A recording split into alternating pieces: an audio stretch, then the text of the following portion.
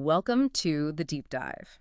If you've ever, paused to consider the incredible systems keeping you alive right now, pumping, breathing, moving every single second, well, it's likely the very systems we're unpacking today. That's right. We're diving deep into the cardiovascular and lymphatic systems, and we're drawing our insights straight from Unit 7 of Understanding Pathophysiology, 7th edition. This is a hefty unit. It really is, and this material can seem, well, daunting, but our mission here is to act as your expert guides.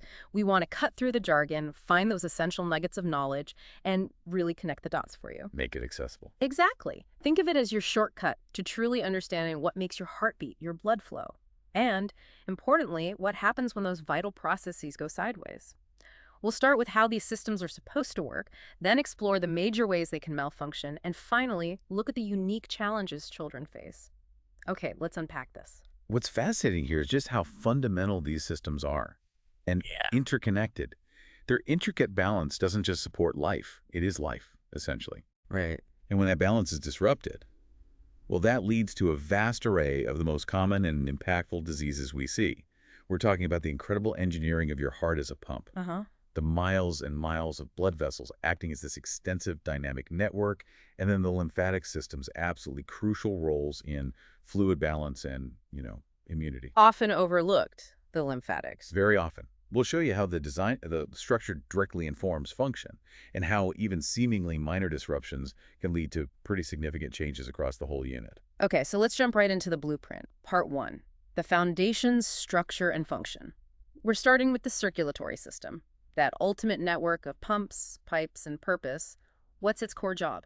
Well, its fundamental role is to act as the body's superhighway, really. It delivers the vital stuff, oxygen, nutrients, hormones, immune components, to every single tissue. The delivery service. Exactly. But it's equally important for removal. Picking up the metabolic waste products like carbon dioxide and shuttling them out, it basically keeps your internal environment clean and functional. And it does this with remarkable efficiency thanks to the heart's ingenious design. Precisely. Your heart isn't just one pump, it's effectively two pumps working in perfect serial connection. Two pumps? Yeah, imagine two side-by-side stations. The right heart takes unoxygenated blood, you often see it depicted as blue, and sends it directly to the lungs. That's your pulmonary circulation. Or gas exchange. Right. In the lungs, oxygen jumps into the blood, carbon dioxide jumps out. Then that freshly oxygenated red blood flows back to the left heart. And the left heart powerfully pumps it out to all the other organ systems in your body. That's the systemic circulation. Ah, okay. What's fascinating here is that serially connected nature. The output of one system immediately becomes the input for the other. It ensures this continuous, seamless circulation throughout your entire body without a single pause. So it's a completely closed loop, constantly moving. And it's not just the heart doing the pushing, right? There's this incredible network of vessels involved. Exactly. Think of it like a really sophisticated plumbing system. Blood leaves the heart through large muscular arteries. These then progressively branch into smaller arterioles. Getting smaller and smaller. Right, until they lead into this incredibly fine meshwork of capillaries. Now, this is where the magic truly happens. Capillaries are the only vessels thin enough to allow that crucial exchange. Oxygen, nutrients, waste between your blood and the surrounding tissues where your cells actually live. The actual point of delivery and pickup. Precisely.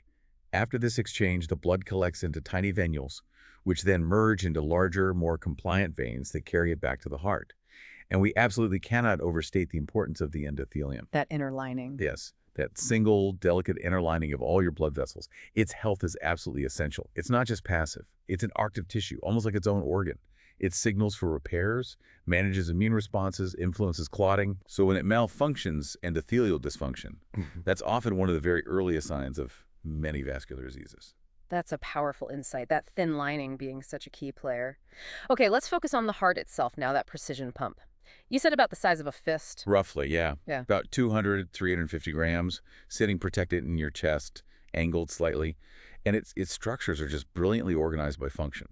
You've got structural support, pathways for blood flow, a system for its own metabolic needs, the coronary circulation, and, remarkably, its own electrical system to control the beat. Okay, let's break that down, starting with the walls and chambers. Sure. The heart is enclosed in a protective, double-layered sac, the pericardium. Think of it like a tough, slippery bag. Lubricated. Exactly. There's a small amount of pericardial fluid in between the layers, allowing the heart to beat freely without friction. Then the actual heart wall. It has a smooth outer layer, the epicardium, which also minimizes friction. Beneath that is the thickest layer, the muscular myocardium. This is composed of specialized heart muscle cells, cardiomyocytes. These are the real powerhouses providing the contractile force. The engine. The engine, exactly. And here's a critical insight, something really important. These cardiomyocytes have very limited ability to regenerate. Maybe only about 0.5% to 1% get replaced each year. So damage is mostly permanent. But largely, yes. Right. Damage from something like a heart attack makes restoring that contractile function a huge challenge. That's why protecting your heart muscle is so vital. Finally, the inner lining is the endocardium, a smooth layer continuous with the endothelium of all your blood vessels, creating that truly closed system. Okay, so layers, muscle. What about the 4 chambers that actually handle the blood? Right, the 2 upper chambers are the atria. You can think of them as the receiving chambers, thinner walled, lower pressure. They collect blood coming back to the heart. Got it. Below them are the 2 ventricles, and these form the bulk of the heart. Their walls are much thicker, especially the left ventricle. We touched on that because it pumps to the whole body. Exactly. The left ventricle has to overcome that high systemic pressure, around 92 millimeter Hg on average, whereas the right ventricle only pumps into the lower pressure pulmonary circulation, maybe 15 millimeter Hg. So the left ventricle's wall is about 3 times thicker, built for strength. Makes sense. The right ventricle is more crescent-shaped, suited for pushing blood into that low-pressure system, while the left is more bullet-shaped for that powerful high-pressure ejection. And they're separated by muscular walls, the septa, keeping oxygenated and deoxygenated blood apart. Okay, this is incredible engineering, but all this blood has to flow in one direction, right? No backing up. Absolutely crucial. And that's where the heart's 4 valves come in, acting like a perfect one-way doors. They really are amazing structures. You've got 2 sets. First, the atrioventricular, AV valves, sitting between the atria and the ventricles. On the right side, it's the tricuspid valve, with 3 flaps or cusps. On the left, it's the mitral valve, sometimes called the bicuspid valve because it has 2 cusps. Now, these delicate tissue flaps aren't just hanging there. They're anchored by strong, thread-like structures. The chordae tendineae to little muscle projections from the ventricle walls called papillary muscles. Like little hankers. Perfect analogy. When the powerful ventricles contract, these papillary muscles also contract, pulling on the chordae tendineae. This prevents the valve flaps from being blown backward into the atria like a parachute catching the wind. Preventing prolapse. Exactly. Prevents prolapse. Damage to any part of this whole complex. The valve flaps, the chordae, the papillary muscles can seriously mess up function and is a big contributor to heart failure. Okay, that's the AV valves. What's the second set? Those are the semilunar valves. They're positioned where the blood leaves the ventricles and enters the great arteries. You have the pulmonary semilunar valve between the right ventricle and the pulmonary artery. Heading to the lungs. Right, and the aortic semilunar valve between the left ventricle and the aorta. Heading to the body. Correct. These valves snap shut tightly after the ventricles eject blood, preventing any backflow into the heart chambers. Okay, so the heart pumps efficiently, valves ensure direction. But this constantly working muscle, the heart itself, must need its own dedicated fuel line, right? A system within a system. Absolutely. It's working 20/47. That's the job of the coronary circulation. The heart muscle gets its own continuous supply of oxygen and nutrients from specialized arteries that branch directly off the aorta, right near the aortic valve. Convenient location. Very. These are the right coronary artery, RCA, and the left coronary artery, LCA. The LCA quickly splits into crucial branches, like the left anterior descending, or LAD, sometimes called the widowmaker because blockage here is so dangerous, and the circumflex artery. The RCA also has key branches. So they cover the whole heart muscle? They do. They branch out over the surface and penetrate down into the muscle. An important point. Because the heart muscle contracts so forcefully, especially the left ventricle, it actually squeezes down on these coronary arteries during systole, the contraction phase. Oh, really? So when does the blood flow? Most of the blood flow, particularly to that hard-working left ventricle, actually occurs during diastole when the heart muscle relaxes and fills. That's counterintuitive, but makes sense. It does. The heart muscle also has a high density of capillaries to ensure good oxygen delivery. And it extracts a huge percentage of the oxygen delivered, 70–80% even at rest. There's not much reserve. So it's very sensitive to any reduction in blood flow. Extremely sensitive. And just like the rest of the body, the heart has its own network of lymphatic vessels too, draining away excess fluid and helping with immune surveillance right within the heart muscle itself. Okay. Now, you mentioned something even more remarkable. The heart can generate its own electrical impulses. It beats on its own. It does. This inherent ability comes from specialized cells that make up the heart's conduction system. Think of it as the heart's internal wiring. Like its own pacemaker. Exactly. The primary pacemaker is the sinoatrial SA node, often just called the sinus node. It's a small cluster of cells in the wall of the right atrium. It normally depolarizes, fires off an electrical signal spontaneously, about 60 to 100 times per minute. This sets the basic rhythm. The sinus rhythm? Correct. If, for some reason, the SA node fails, there's a backup system. The atrioventricular AV node, located near the bottom of the right atrium, can take over, but it typically fires at a slower rate, maybe 40 to 60 beats per minute. Okay, a built-in backup. Yes. From the AV node, the electrical signal travels down a specialized pathway called the bundle of His, which then splits into the right and left bundle branches, heading towards the respective ventricles. The left bundle branch further divides. Finally, these pathways terminate in the Purkinje fibers, which spread out rapidly through the ventricular muscle. Like wires spreading out. Precisely. This ensures the electrical impulse reaches all the ventricular muscle cells almost simultaneously, leading to a coordinated, effective contraction. It's a very efficient system. And each firing is an action potential. Yes. A cardiac action potential is that rapid change in electrical charge across the cell membrane, caused by the carefully orchestrated movement of ions, sodium, potassium, calcium, in and out of the cell. It goes from a negative resting state, hits a threshold, and fires in an all-or-nothing way. All or nothing. Right. And crucially, after each firing, there's a refractory period. This is a brief time when the cell cannot be stimulated again.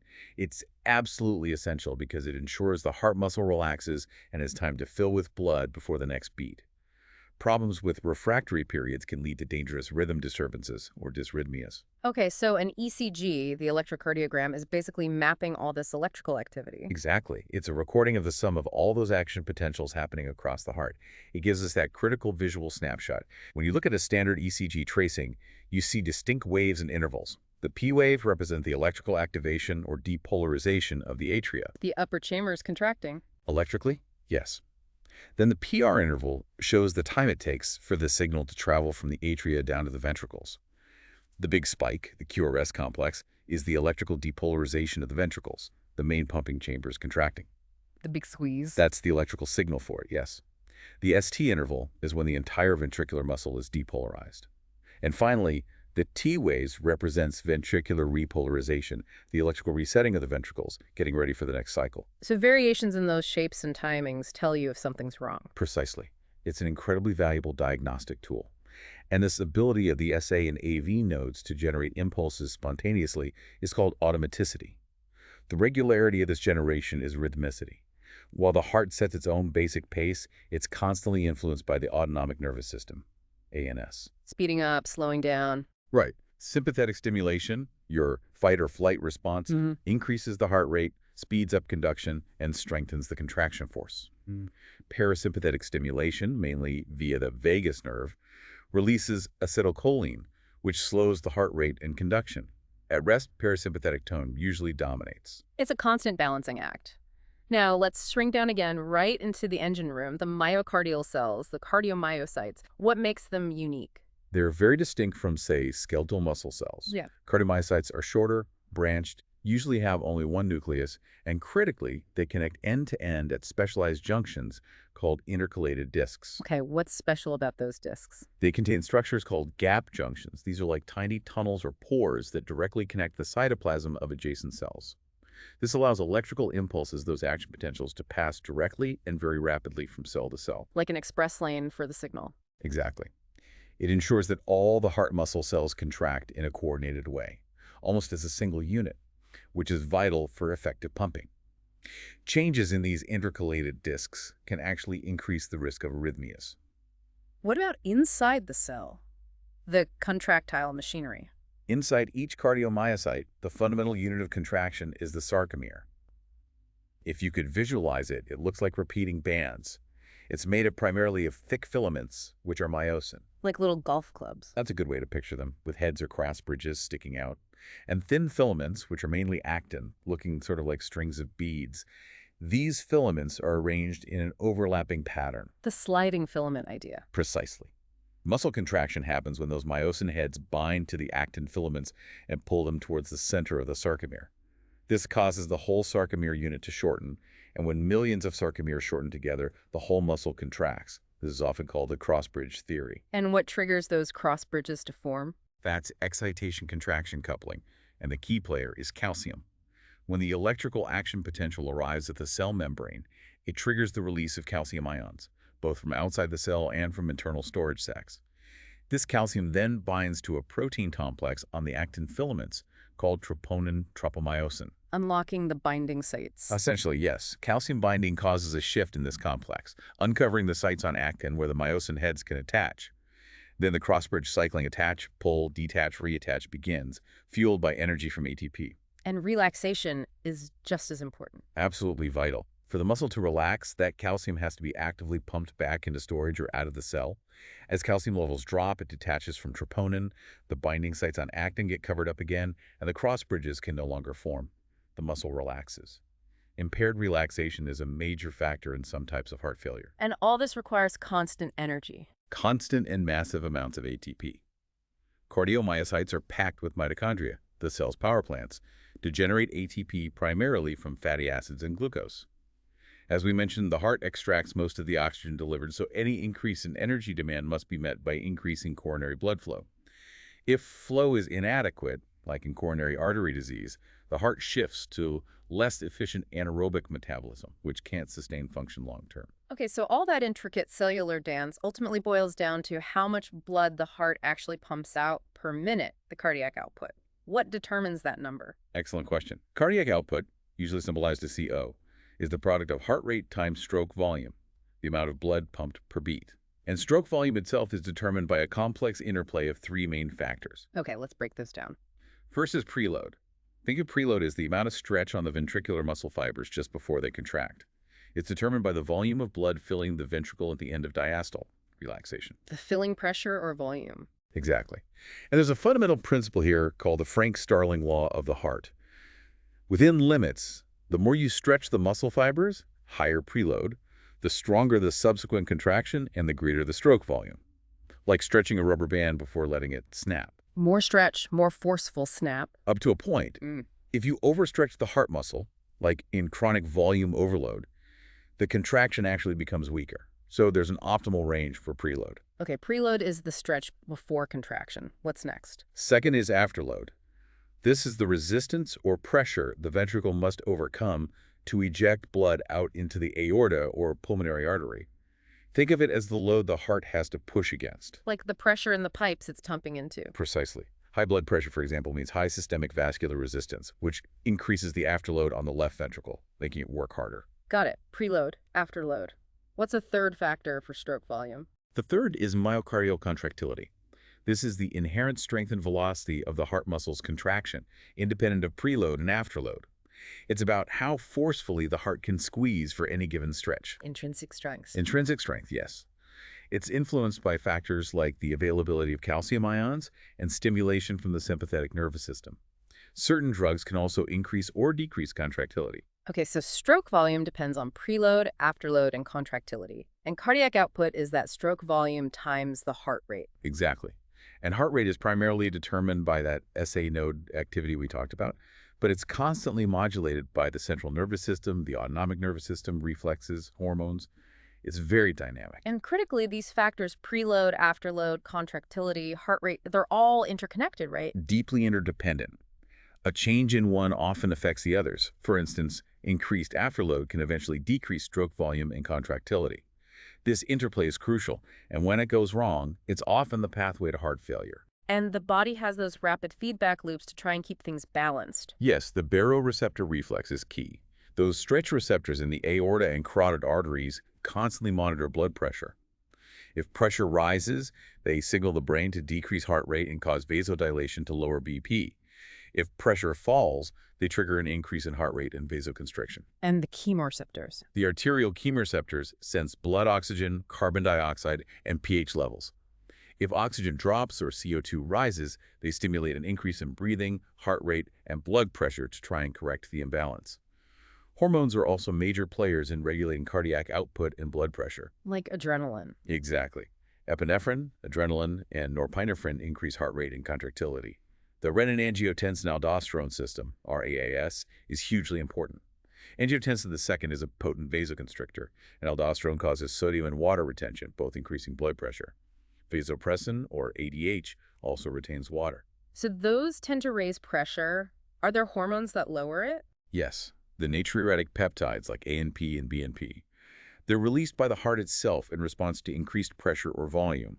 They promote sodium and water excretion by the kidneys and relax blood vessels, acting as a natural counterbalance to the RAAS.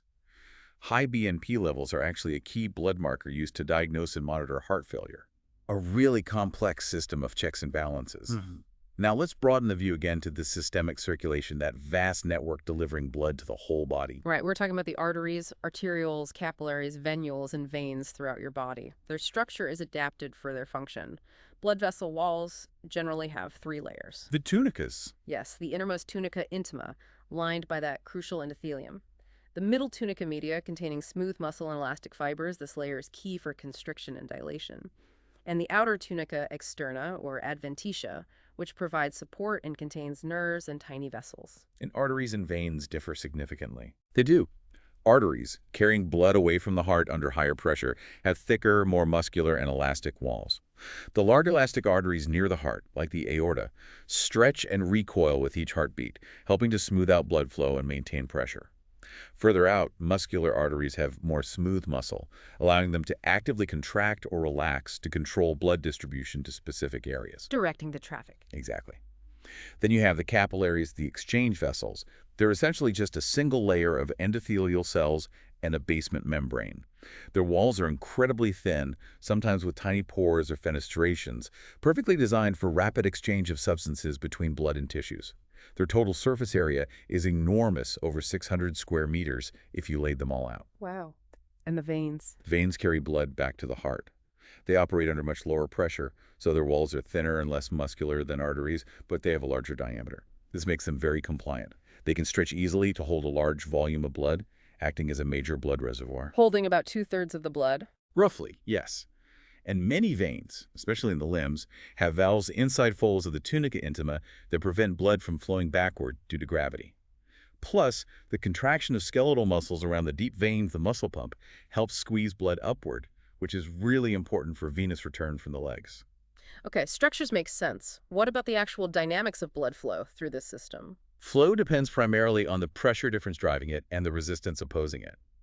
Resistance in a single vessel is hugely influenced by its radius or diameter. Even a small change in radius causes a big change in resistance. Think of water flowing through pipes of different sizes. Narrower pipe, more resistance. Exactly. Blood viscosity, or thickness, also plays a role. Thicker blood, usually due to a higher concentration of red blood cells, hematocrit, increases resistance. And the arrangement of vessels matters. Vessels arranged in series, one after another, add resistance, while vessels in parallel, side-by-side branches, reduce overall resistance. Like the capillary beds. Precisely.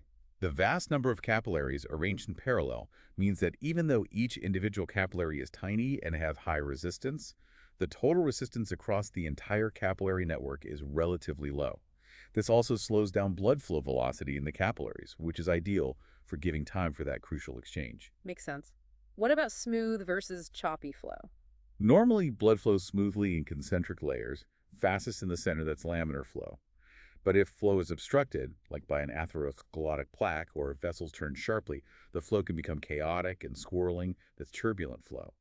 You can sometimes hear turbulence as a bruit or murmur with a stethoscope.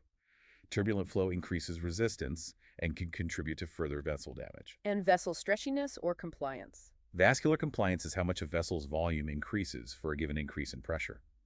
As we said, veins are very compliant, which is why they're good storage vessels. Arteries are much less compliant, especially as they stiffen with age or atherosclerosis. This stiffness means that even small changes in blood volume can cause large swings in arterial pressure. So all these factors contribute to regulating blood pressure. Absolutely. Arterial pressure is dynamically maintained. We measure systolic peak pressure during contraction and diastolic lowest pressure during relaxation. The average pressure, mean arterial pressure, MAP, is crucial for ensuring adequate perfusion of organs. MAP is determined by cardiac output multiplied by total peripheral resistance, TPR, which is mainly controlled by the degree of constriction or dilation of the arterioles. So constrict the arterioles, TPR goes up, MAP goes up. Generally, yes, assuming cardiac output stays the same. And this is regulated moment to moment by those baroreceptor and chemoreceptor reflexes feeding back to the brainstem, which adjusts sympathetic and parasympathetic output to the heart and blood vessels. And hormones again. And hormones. The vasoconstrictors like angiotensin II and norepinephrine raise TPR and MAP. Hormones like aldosterone and ADH increase blood volume, which also raises MAP. Counteracting these are vasodilators like natriuretic peptides and nitric oxide, NO, which lower TPR and MAP. It's a constant push and pull. What about pressure in the veins? Venous pressure is much lower than arterial pressure. It's primarily determined by blood volume and the compliance of the veins. The sympathetic nervous system can cause veins to constrict slightly, making them less compliant, which increases venous pressure and helps push more blood back towards the heart, increasing preload. The muscle pump and the respiratory pump, changes in chest pressure during breathing, also significantly aid venous return. Okay. And we touched on coronary circulation earlier, the heart's own supply. How is that flow regulated? Coronary blood flow regulation is unique. It needs to match the heart's very high and fluctuating oxygen demand. Flow is primarily driven by the pressure difference between the aorta and the coronary vessels, and opposed by resistance within those vessels. But didn't you say contraction squeezes those vessels? Yes, especially in the left ventricle. During systole, the contracting muscle compresses the coronary arteries, particularly those deep within the muscle wall, subendocardium.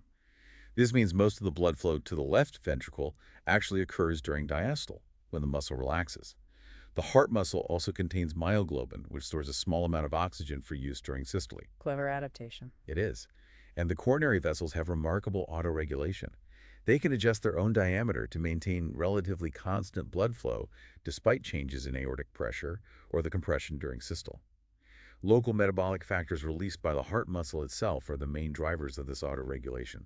If oxygen levels drop, vessels dilate. So local needs dominate. Largely, yes, especially during rest or moderate activity.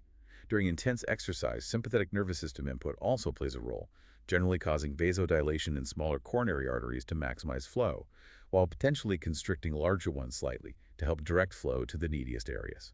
It's incredibly sophisticated. Now, let's shift gears slightly to the other crucial fluid system we mentioned, the lymphatic system. Often forgotten, but vital. Absolutely vital and often underappreciated. The lymphatic system is essentially a one-way network of vessels and lymph nodes that permeates almost all tissues. It runs parallel to the circulatory system. What are its main jobs? It has several critical functions.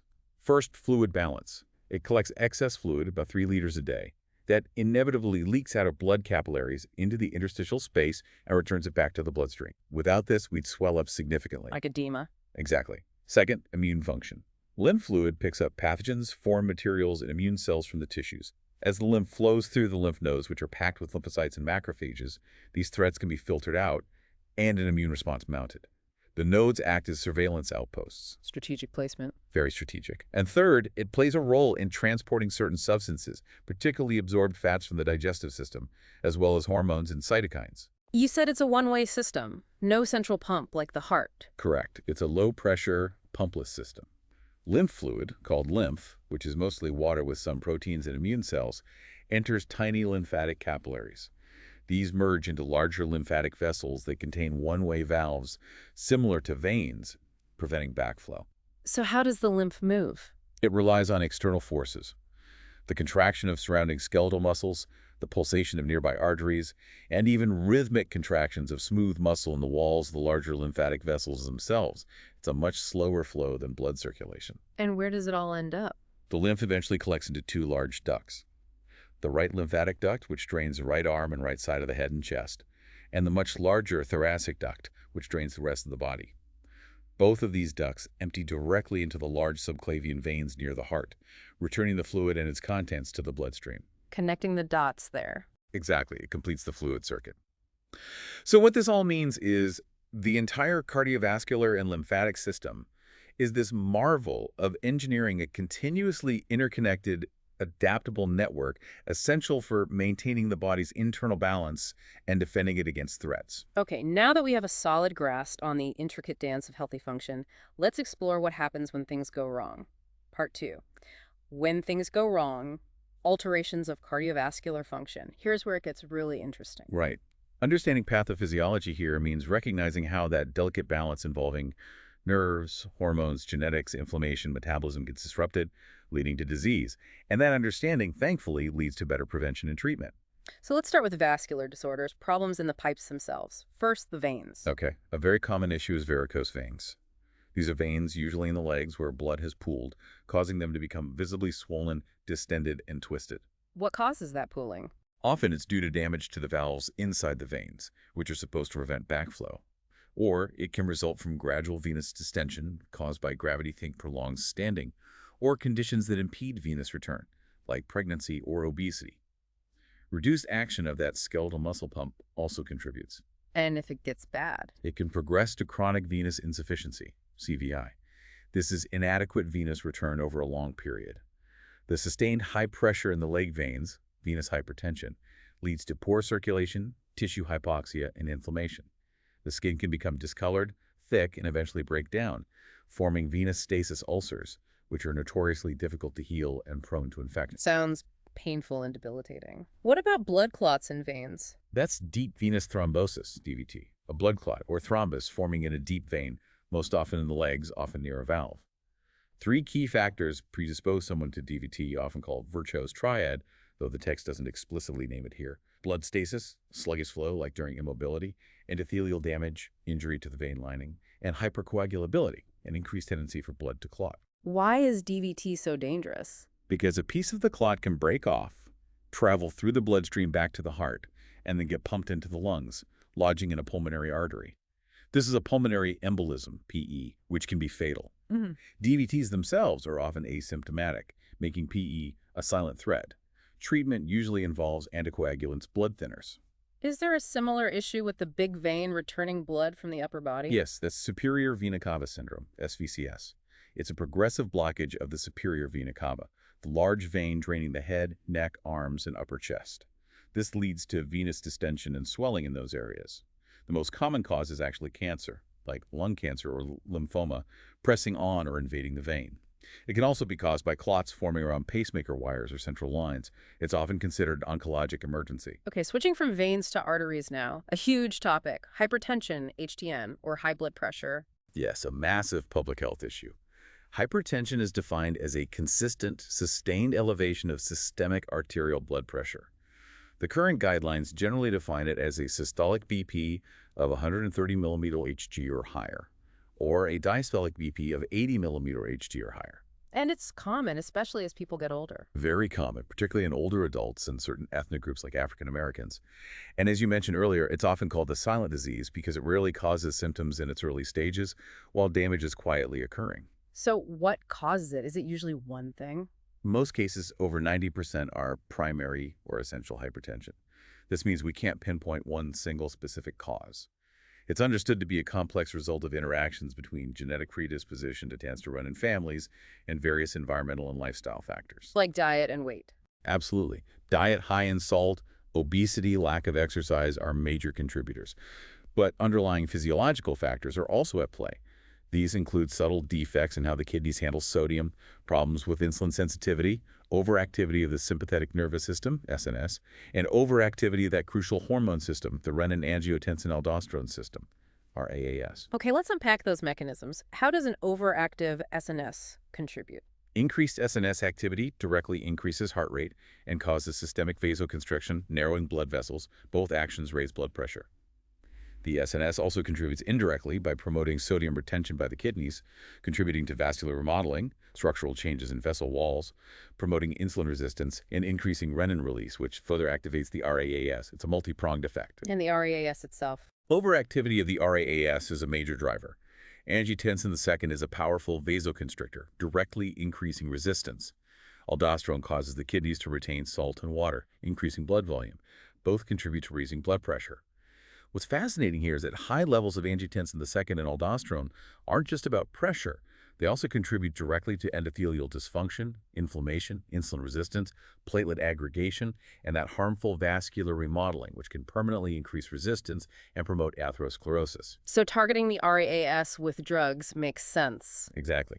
That's why medications like ACE inhibitors and ARBs, angiotensin receptor blockers, are cornerstones of hypertension treatment. They interrupt this maladaptive system. Interestingly, there's a sort of counter-regulatory RAS pathway involving ACE2 and angiotensin 1 to 7 that has protective effects, vasodilation, anti-inflammatory actions. Research is ongoing into how to boost that protective side. Interesting. What about other factors? Inflammation? Yes, chronic inflammation is increasingly recognized as a key player. Immune system activation causes low-grade inflammation that damages endothelial cells, reduces the production of natural vasodilators like nitric oxide, promotes vascular remodeling, and makes smooth muscle more likely to contract. And the link with obesity seems really strong. Incredibly strong. Obesity is a major risk factor. It's not just the extra weight. Adipose tissue is metabolically active. In obesity, it releases altered levels of substances called adipokines, like increased leptin and decreased adiponectin. These changes promote SNS and RAAS activity, cause insulin resistance, impair kidney function, foster inflammation, and directly stimulate heart muscle growth, all leading to higher blood pressure. Weight loss is therefore a crucial treatment strategy. And insulin resistance itself. Insulin resistance is very common in people with hypertension, even if they don't have full-blown diabetes. It interferes with the normal vasodilating effect of insulin on blood vessels via nitric oxide, promotes salt and water retention by the kidneys, and contributes to SNS and RAS overactivity. So primary hypertension is this complex web. What about secondary hypertension? Secondary hypertension is less common and means the high blood pressure is caused by another specific, identifiable underlying disease or condition. This could be kidney disease, a very common cause, endocrine disorders like adrenal tumors, certain medications, or even structural issues like coarctation of the aorta. Treating the underlying cause can often resolve the hypertension. Regardless of the cause, what damage does sustained high blood pressure do? It leads to significant target organ damage over time. The heart develops left ventricular hypertrophy, thickening, as it works harder, increasing its oxygen demand and risk of ischemia and heart failure. The kidneys suffer reduced blood flow, leading to damage and eventually renal insufficiency or failure. The brain is at high risk for stroke, and chronic high pressure can cause subtle damage leading to cognitive decline or hypertensive encephalopathy. The eyes can also be affected, with damage to the retinal blood vessels, retinopathy impairing vision. And that extreme spike, the hypertensive crisis. A hypertensive crisis is a medical emergency where blood pressure rises very rapidly and severely, typically systolic over 180 or diastolic over 120.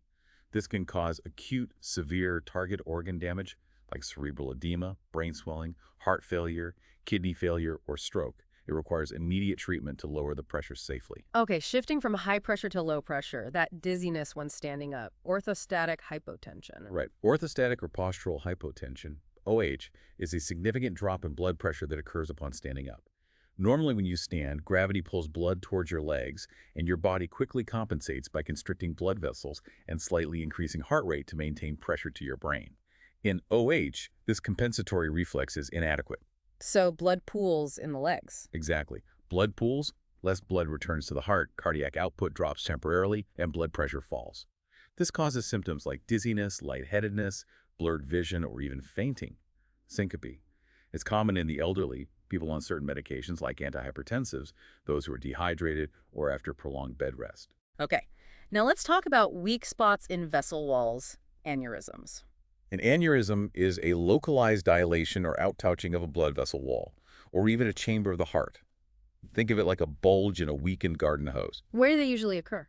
The most common site for arterial aneurysms is the aorta, the body's main artery, especially the abdominal aorta. This is partly because the aortic experiences constant high pressure and stress, and its wall structure might be inherently weaker in some areas. What causes the weakening? Atherosclerosis and hypertension are the major culprits. Atherosclerosis erodes the vessel wall, while hypertension increases the mechanical stress on that weakened area, causing it to bulge outwards. There were different shapes: fusiform, circumferential swelling, or saccular, a berry-like outpouching. A false aneurysm isn't a true dilation of all layers, but rather a contained rupture, like a leak from a graft site forming a pulsating hematoma. Can they happen in the heart? Yes, cardiac aneurysms can form, most commonly in the wall of the left ventricle, after a large myocardial infarction. The dead, scarred tissue is weaker and can bulge outwards under the pressure inside the ventricle.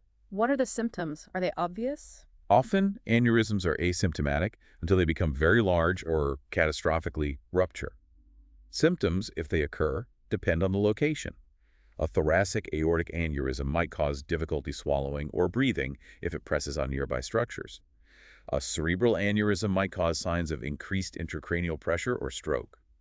Cardiac aneurysms can lead to dysrhythmias, heart failure, or clot formation within the aneurysm. And the big danger is rupture. Rupture is the most feared complication, leading to massive internal hemorrhage and usually death. Another critical emergency related to aortic aneurysms is aortic dissection. What's that? This is where a tear occurs in the inner layer, tunica intima, of the aorta. Blood surges through the tear and enters the space within the layers of the aortic wall, essentially splitting the wall apart. This is extremely dangerous, causing severe pain, often tearing or ripping, and can rapidly lead to rupture or block off branch arteries. Both rupture and dissection are life-threatening emergencies.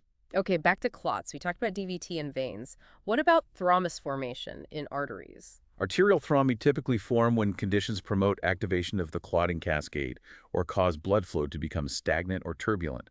Roughening of the intima, perhaps due to atherosclerosis, trauma, or inflammation, is a common trigger. An aneurysm itself can create turbulent flow that promotes clot formation. And these clots can cause blockages. Yes, an arterial thrombus can grow large enough to occlude the artery, cutting off blood supply downstream. Or, like venous thrombi, pieces can break off and travel as emboli. So embolism is a traveling obstruction. Exactly. An embolus is any detached mass, a piece of thrombus, an air bubble, a clump of fat, bacteria, cancer cells, even foreign material that travels through the bloodstream and lodges in a vessel, blocking flow. Where do they usually come from? Pulmonary emboli almost always originate from DVTs in the legs or pelvis. Arterial emboli, which can cause strokes or block arteries in the limbs or organs, most commonly originate from the left side of the heart. This can happen if there's a thrombus formed on a damaged heart valve, in an area of infarcted muscle after an MI, or due to rhythm disturbances like atrial fibrillation, which allows blood to pool and clot in the atrium. The consequence of embolism is tissue ischemia and potentially infarction, tissue death, downstream from the blockage. Now let's look at specific diseases affecting the peripheral vessels, peripheral vascular disease, PVD. One distinct condition is thromboangiitis obliterans, also known as Berger disease. This is an inflammatory autoimmune disease primarily affecting the small and medium-sized arteries and sometimes veins of the hands and feet. It's almost exclusively seen in young, heavy smokers. What happens in the vessels? Inflammation occurs, and thrombi form that are filled with inflammatory cells. This leads to permanent occlusion of the vessels. Symptoms include severe pain, tenderness, redness, and eventually cyanosis of the affected digits. Skin can become thin and shiny, nails malformed. Sadly, it often progresses to tissue ulceration and gangrene, frequently requiring amputation. Stopping smoking is absolutely critical. Another PVD is Raynaud phenomenon. Yes, Raynaud phenomenon involves episodic attacks of vasospasm, sudden intense constriction in the small arteries and arterioles of the fingers, and less often toes. These attacks are typically triggered by exposure to cold or sometimes emotional stress. What does it look like? The affected digits typically turn white, pallor, due to lack of blood flow, then blue, cyanosis, as stagnant blood loses oxygen, and finally red, rubor, as blood flow returns, often accompanied by throbbing pain, numbness, or tingling. It's thought to be due to endothelial dysfunction, with an imbalance between vasodilators like nitric oxide and vasoconstrictors like endothelin-1. There's a primary form, idiopathic, and a secondary form associated with other systemic diseases like scleroderma. Chronic severe cases can lead to fingertip ulceration or gangrene. Okay, and now the big one underlying so many of these arterial problems, atherosclerosis. Yes, atherosclerosis is the most common form of arteriosclerosis, hardening of the arteries. It's specifically characterized by the accumulation of lipid-laden macrophages within the arterial wall, which leads to the formation of a distinct lesion called a plaque. It is the pathologic process underlying most coronary artery disease, peripheral artery disease, and cerebrovascular disease, stroke. So how does it start? What's the first step? It typically begins with endothelial injury or dysfunction. Think of that delicate inner lining getting damaged. The culprits are numerous: smoking, high blood pressure, diabetes, high levels of LDL, bad cholesterol, low levels of HDL, good cholesterol, chronic inflammation, certain infections, maybe even air pollution. So the lining gets damaged, then what? That injury triggers an inflammatory response. The dysfunctional endothelium becomes sticky, expressing adhesion molecules that grab circulating inflammatory cells, particularly monocytes, which then migrate into the vessel wall and mature into macrophages. Immune cells getting involved? Deeply involved. These macrophages release more inflammatory signals and enzymes. They also start taking up lipids, especially LDL cholesterol, that has seeped into the vessel wall and become oxidized by damaging free radicals. What happens when they take up the oxidized LDL? The macrophages essentially gorge themselves on this oxidized LDL, transforming into what are called foam cells because of their lipid-filled appearance. These foam cells accumulate just beneath the endothelium, forming the earliest visible lesion of atherosclerosis, the fatty streak. Is the fatty streak dangerous? It's the beginning. Fatty streaks themselves don't usually obstruct flow, but they are active inflammatory sites. They produce more free radicals, recruit more immune cells, like T lymphocytes, and secrete growth factors that stimulate smooth muscle cells from the middle layer of the artery to migrate into the intima and proliferate. So it escalates. It does. These smooth muscle cells then produce collagen and other extracellular matrix components, forming a fibrous cap over the lipid core. This progression transforms the fatty streak into a more complex, raised fibrous plaque.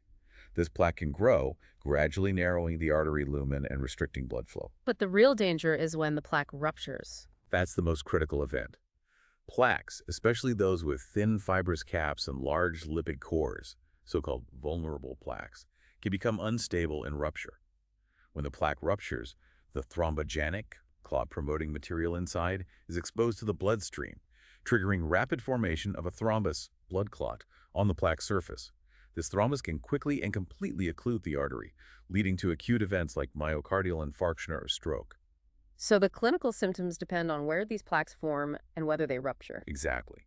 Atherosclerosis is often silent for decades.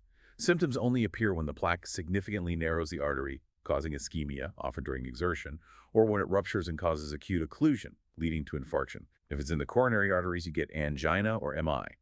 In the peripheral arteries, like the legs, it causes intermittent claudication, pain with walking, or critical limb ischemia.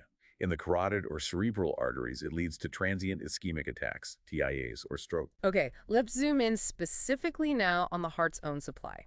Coronary artery disease, CAD, myocardial ischemia, and acute coronary syndromes. This is where atherosclerosis really hits home for many people. It absolutely does. CAD, essentially atherosclerosis of the coronary arteries, is a leading cause of death worldwide. Understanding the risk factors is crucial for prevention. We've touched on some, but let's recap the major ones for CAD. Top of the list is usually dyslipidemia, abnormal levels of blood fats. Specifically, high LDL cholesterol, especially the small, dense type, is a major driver, as LDL delivers cholesterol to tissues, including artery walls. Conversely, low HDL cholesterol, the good cholesterol that helps remove cholesterol from arteries, is also a strong risk factor. High triglycerides, VLDLs, and another particle called lipoprotein A also contribute. Okay, lipids are key. What else? Hypertension is a huge one. It damages the endothelium, increases the workload on the heart, promoting hypertrophy, which increases oxygen demand, and contributes to the atherosclerotic process itself. Cigarette smoking is incredibly damaging. The toxins directly injure the endothelium, promote oxidation, increase heart rate and blood pressure via nicotine, lower HDL, and increase LDL.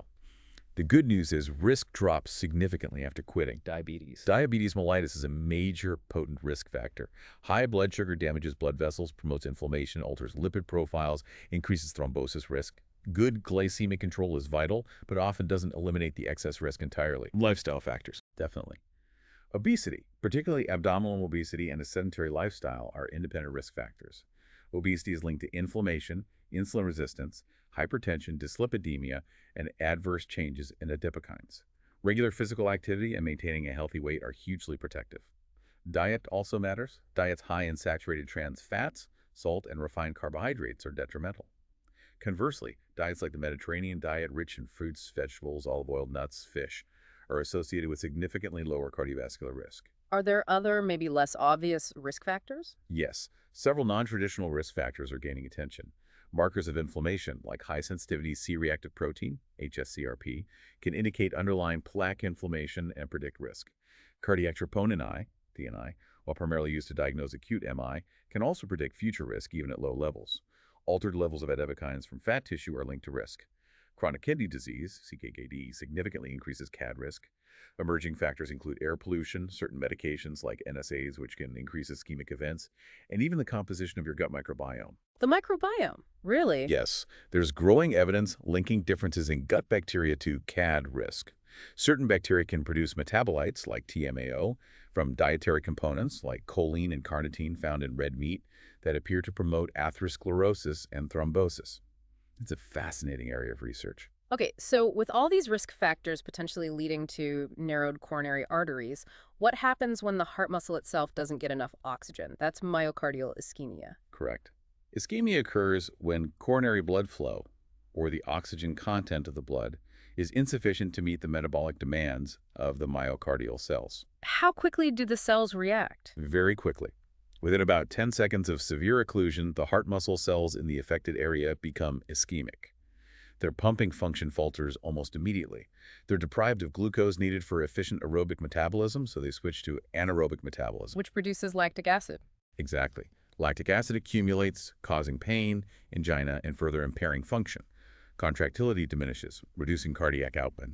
The cells can remain viable in this ischemic state for about 20 minutes. After that, if blood flow isn't restored, irreversible cell death, myocardial infarction begins. So how does this ischemia manifest clinically before it becomes an infarction? It often presents as angina pectoris, or chest pain. The most common type is stable angina. This is predictable chest discomfort, often described as pressure, heaviness, squeezing, maybe radiating to the neck, jaw, or left arm, that occurs with exertion or emotional stress when the heart's oxygen demand increases beyond what the narrowed artery can supply. It's typically relieved by rest or nitroglycerin. Is that the only type? No, there's also Prinzmetal angina, or variant angina, which is unpredictable chest pain caused by transient coronary artery vasospasm, often occurring at rest. And very importantly, there's silent ischemia, where objective evidence of ischemia, like ECG changes during a stress test, occurs without the patient feeling any symptoms. This is common, especially in diabetics, and carries a significant risk because the warning signal is absent. How is ischemia diagnosed and treated? Diagnosis involves taking a careful history, physical exam, checking labs, lipids, glucose, inflammatory markers like hsCRP, maybe baseline troponin, and performing tests like an ECG, which might show characteristic ST segment depression or key wave inversion during ischemia, stress testing, exercise or pharmacologic, combined with ECG or imaging like nuclear scans or echocardiography, or coronary angiography, the gold standard for visualizing blockages. Treatment aims to restore the balance between oxygen supply and demand-increasing supply, for example, with nitrates, calcium channel blockers, revascularization procedures, and decreasing demand, for example, with beta blockers, rest. Risk factor reduction is paramount. Procedures like percutaneous coronary intervention, PCI, often involving placing a stent to prop the artery open, or coronary artery bypass graft, CABG surgery, are used for more severe blockages. But sometimes the situation escalates suddenly. That's an acute coronary syndrome, ACS. Yes, ACS refers to a spectrum of acute conditions caused by a sudden rupture of an atherosclerotic plaque followed by thrombus formation, leading to abrupt coronary artery obstruction. What's included in ACS? It includes unstable angina, UA, and myocardial infarction, MI. Unstable angina is considered a step up in severity from stable angina. It involves chest pain that is new in onset, occurs at rest, or has a worsening pattern, more severe, frequent, or prolonged. It signals that a plaque has likely ruptured and a clot is formed, but the blockage isn't complete or permanent yet, so there's ischemia, but not irreversible infarction, usually. ECG might show temporary ST depression or T-wave inversion. It's a warning sign of impending MI. And if the blockage does cause irreversible damage? That's a myocardial infarction, MI, or heart attack. Here, prolonged ischemia leads to the death of heart muscle tissue. NIs are further classified based on ECG findings. STEMI and non-STEMI. Exactly. A non-ST elevation MI, non-STEMI, occurs if the thrombus causes significant blockage and damage, but perhaps disintegrates before causing full-thickness necrosis. It typically involves the inner layer of the heart muscle subendocardium. The ECG shows ST depression or T-wave inversion, similar to unstable angina, but crucially, blood tests reveal elevated cardiac enzymes like troponin, confirming muscle death. An ST elevation MI, STEMI, occurs when the thrombus causes a complete and persistent blockage of a coronary artery. This leads to necrosis extending through the entire thickness of the heart wall, transmural infarction. The ECG typically shows characteristic elevation of the ST segments. STEMI is generally more severe, involves a larger area of damage, and carries the highest risk. It requires immediate reperfusion therapy, opening the artery ASAP. What's happening at the cellular level during an MI? Within seconds of severe blood flow reduction, oxygen depletes. Anaerobic metabolism starts, producing lactic acid. Critical electrolytes like potassium leak out of cells. Calcium accumulates inside. Contractility ceases in the affected area. The body releases stress hormones like catecholamines, epinephrine, norepinephrine, which, while trying to compensate, actually increase the heart's workload and oxygen demand and can trigger dangerous dysrhythmias. Angiotensin II is also released, causing vasoconstriction and contributing to later adverse remodeling. An intense inflammatory response begins, with neutrophils infiltrating the area within hours, initially to clean up debris, but also contributing to further damage. How does it typically feel? What are the symptoms? The classic symptom is sudden onset of severe, heavy, crushing, or squeezing chest pain or discomfort, often radiating to the left arm, neck, jaw, back, or shoulder. Patients might describe it like an elephant sitting on my chest. It's usually prolonged and not relieved by rest or nitrates. Other common symptoms include nausea, vomiting, sweating, diaphoresis, shortness of breath, and extreme anxiety or a feeling of impending doom. But not always classic pain. Correct. Some MIs, particularly in women, the elderly, or people with diabetes, can present with atypical symptoms like unusual fatigue, shortness of breath without chest pain, indigestion-like symptoms, or just feeling vaguely unwell. And silent As with no recognized symptoms also occur. What are the major immediate dangers or complications after an MI? The most immediate life-threatening complication is dysrhythmias, particularly ventricular fibrillation, which causes sudden cardiac death if not treated instantly with defibrillation. Other major complications include left ventricular failure, leading to pulmonary edema or cardiogenic shock if severe, inflammation of the pericardium, pericarditis, formation of an aneurysm in the weakened ventricular wall, potential rupture of the heart wall or septum catastrophic, and formation of thrombi within the heart chambers that can lead to stroke or other systemic emboli. How is an MI definitively diagnosed and treated?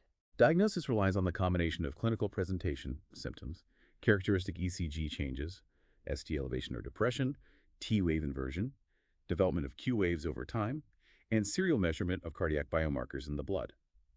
Troponin I and troponin T, TNT, are highly sensitive and specific markers of myocardial necrosis and are the preferred biomarkers. Treatment priorities are immediate pain relief, often with morphine, oxygen, antiplatelet agents like aspirin, anticoagulants, and crucially, rapid reperfusion therapy for STEMI patients, either with thrombolytic, clot-busting drugs, or preferably emergency PCI, angioplasty stenting, to physically open the blocked artery. Other medications like beta blockers and ACE inhibitors are started early to reduce workload and prevent remodeling. Okay, we've covered the vessels extensively. Now let's pivot to problems affecting the heart structure itself.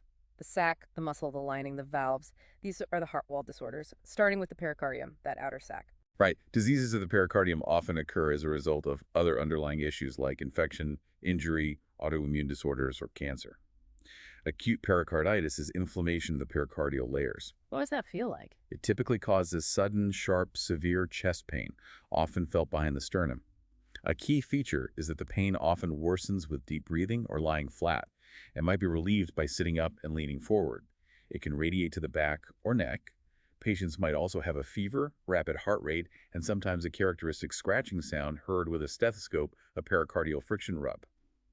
ECG changes are also typical, like diffuse ST segment elevation. Can fluid build up in that sac? Yes, inflammation can lead to a pericardial effusion, which is an accumulation of fluid in the pericardial space between the layers.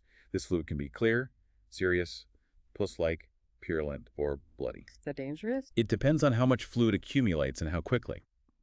If it develops slowly, the pericardium can stretch to accommodate quite a bit.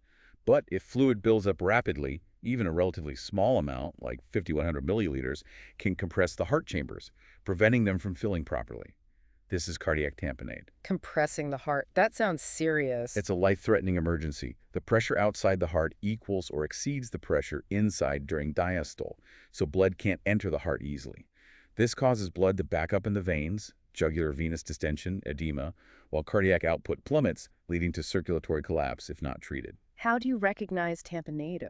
A key clinical sign is pulsus paradoxus, an abnormally large drop, more than 10 millimeter Hg, in systolic blood pressure during inspiration.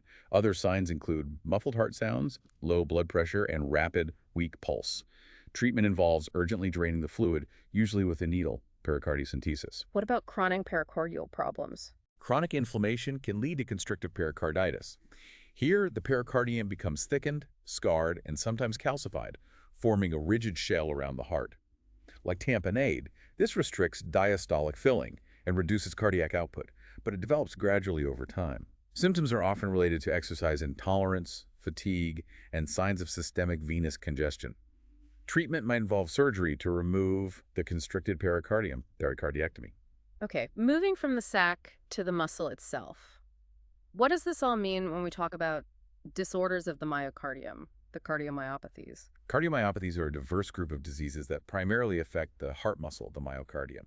They're often classified based on their structural and functional effects on the heart. What are the main types? The most common type is dilated cardiomyopathy, DCM. In DCM, the ventricles enlarge, dilate, and the heart muscle weakens and thins. This results in impaired systolic function. The heart can't pump effectively, leading to a reduced ejection fraction. What causes DCM? It can be caused by various things: ischemic heart disease, damage from previous MIs, long-standing hypertension, valvular disease, diabetes, alcohol abuse, certain infections, toxins, or it can be genetic or idiopathic, unknown cause.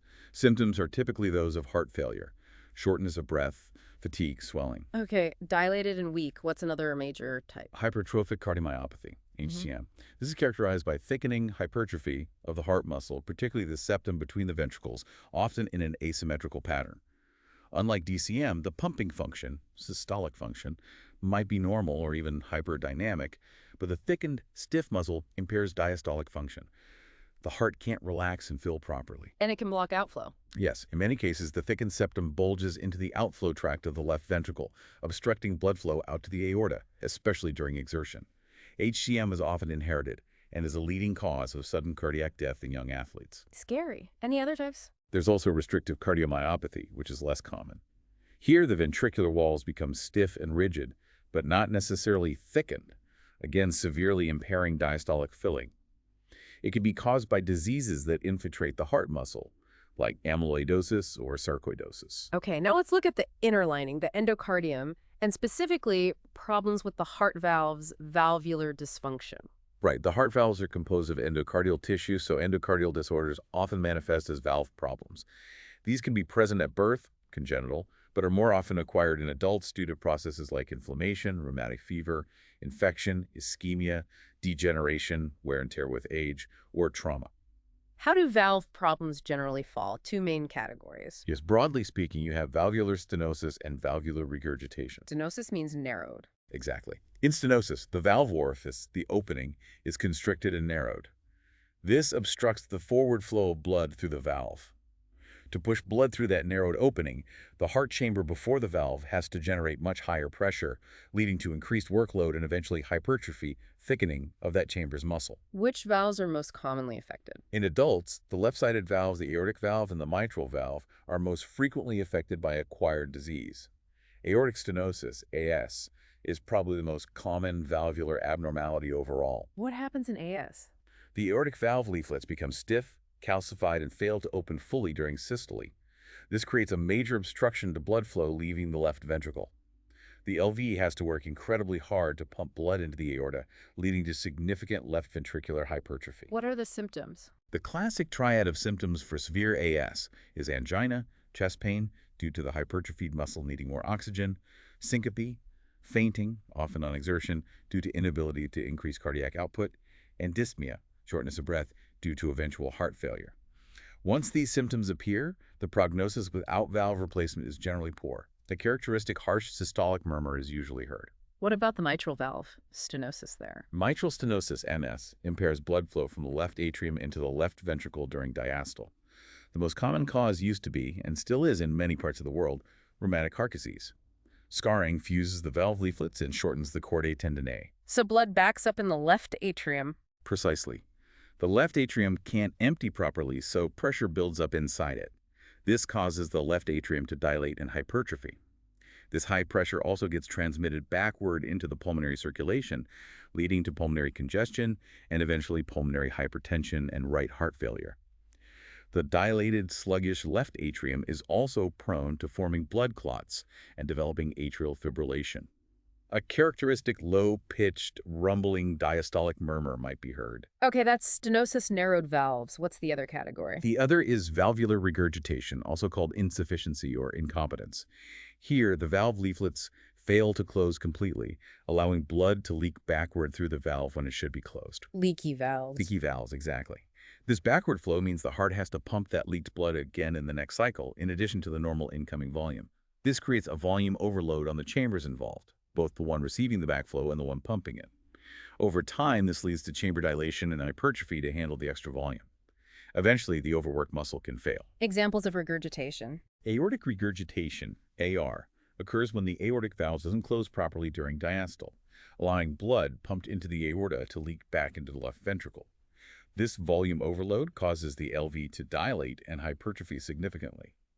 Clinically, it often causes a widened pulse pressure, large difference between systolic and diastolic BP, and bounding pulses, along with a characteristic diastolic murmur. And mitral regurgitation. Mitral regurgitation, MR, permits backflow of blood from the left ventricle into the left atrium during systole.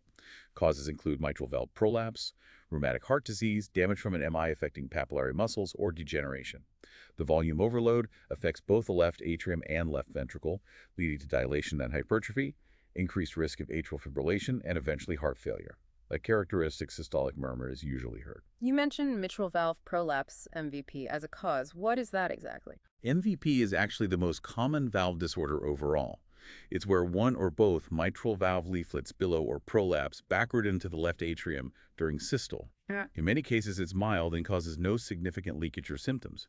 However, some individuals experience symptoms like palpitations, atypical chest pain, fatigue, anxiety, and it can sometimes progress to significant mitral regurgitation. Okay, two other specific endocardial conditions mentioned were rheumatic heart disease, RHD, and infective endocarditis. Right. Rheumatic heart disease, RHD, is a chronic condition resulting from rheumatic fever, which itself is a delayed abnormal immune response triggered by a preceding infection with group A streptococcus, strep of throat or scarlet fever. The immune system attacks the heart. Essentially, yes. Antibodies produced against the strep bacteria cross-react with similar proteins found in heart tissue, particularly the endocardium and valves. This causes inflammation, carditis, leading to swelling of valve leaflets, tiny erosions, and the formation of small, bead-like vegetations along the edges of the valves. Over years, repeated episodes or chronic inflammation lead to scarring, thickening, fusion, and shortening of the valve structures, most commonly affecting the mitral and aortic valves, causing stenosis or regurgitation. Characteristic microscopic lesions called Aschoff bodies can be found in the heart muscle. So it's an autoimmune consequence of infection. What about infective endocarditis? Is that a direct infection? Yes, infective endocarditis, i.e., is a direct infection and inflammation of the endocardium, almost always involving the heart valves, but sometimes also the lining of the heart chambers or septal defects. What causes it? Bacteria. Over 80% of cases are caused by bacteria, most commonly streptococci, staphylococci, or enterococci. But fungi and viruses can also cause it, though less frequently. Who is at risk for IE? People with pre-existing heart conditions are at higher risk. This includes those with damaged valves, like from RHD or congenital defects, prosthetic heart valves, certain unrepaired congenital heart defects, a history of previous endocarditis. Intravenous drug use is a major risk factor because it directly introduces bacteria into the bloodstream. Indwelling catheters or pacemakers can also be sites for infection entry. How does the infection actually take hold on the valve? It usually requires three things. First, some endocardial damage. Turbulent blood flow around abnormal valves or defects can injure the endothelium, leading to small, sterile clots, non-bacterial thrombotic endocarditis, forming on the surface. Second, microorganisms must enter the bloodstream, bacteremia or fungemia. This can happen during dental procedures, surgery, IV drug use, or even vigorous toothbrushing if gums are unhealthy. Third, these circulating microorganisms must adhere to the damaged endocardial surface and proliferate, forming infective vegetations. These are characteristic lesions of i.e. tangled masses of microorganisms, inflammatory cells, platelets, and fibrin. The bacteria within these vegetations are often protected from host defenses and antibiotics, making treatment challenging. What are the signs and symptoms of IE? They result from the infection itself, systemic spread of emboli from the vegetations, and immune responses. Classic findings include fever, a new or changed heart murmur, and petechia, tiny hemorrhagic spots on skin, mucous membranes, or under nails. Other characteristic, though less common, signs are ossular nodes, painful nodules on finger toes, and Janeway lesions, non-painful spots on palm soles. A major danger is that pieces of the infected vegetation can break off and embolize, causing strokes, abscesses in organs like the spleen or kidney, or pulmonary emboli if the infection is on the right side of the heart. Okay, so we've covered specific disorders of vessels, the pericardium, myocardium, endocardium, and valves. What does this all mean when we look at the broader, more critical ways the heart's overall function can fail, the major manifestations of heart disease? Right, these specific disorders often culminate in more global syndromes reflecting the heart's struggle. The most significant is heart failure, HF. Which doesn't mean the heart stops, right? Correct. Heart failure means the heart is unable to generate adequate cardiac output to meet the body's metabolic demands, leading to inadequate tissue perfusion. Or it can only do so at the cost of abnormally high diastolic filling pressures, or both.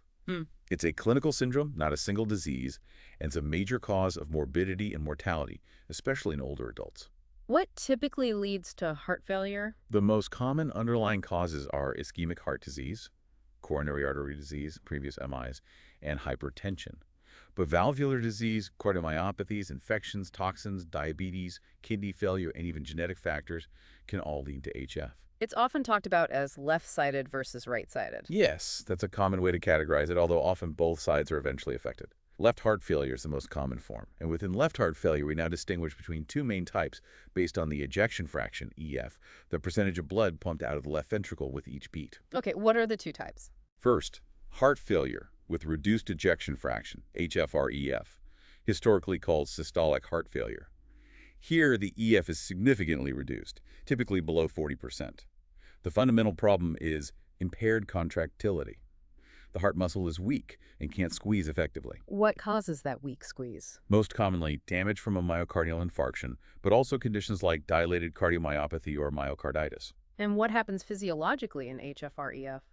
When cardiac output falls, the body activates compensatory mechanisms, primarily the renin-angiotensin-aldosterone system, RAAS, and the sympathetic nervous system, SNS. Hormones like angiotensin II, aldosterone, and catecholamines are released.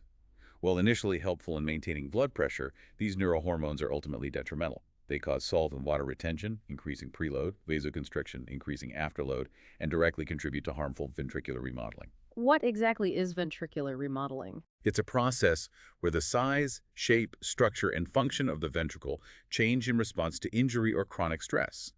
The ventricle often dilates, becomes more spherical, and the muscle hypertrophies in maladaptive ways, leading to progressive worsening of contractile function.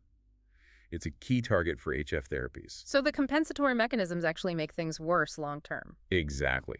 Increased preload from fluid retention initially helps maintain stroke volume via the Frank-Starling mechanism, but eventually overstretches the weakened muscle. Increased afterload from vasoconstriction makes it even harder for the failing ventricle to eject blood. This creates a vicious cycle.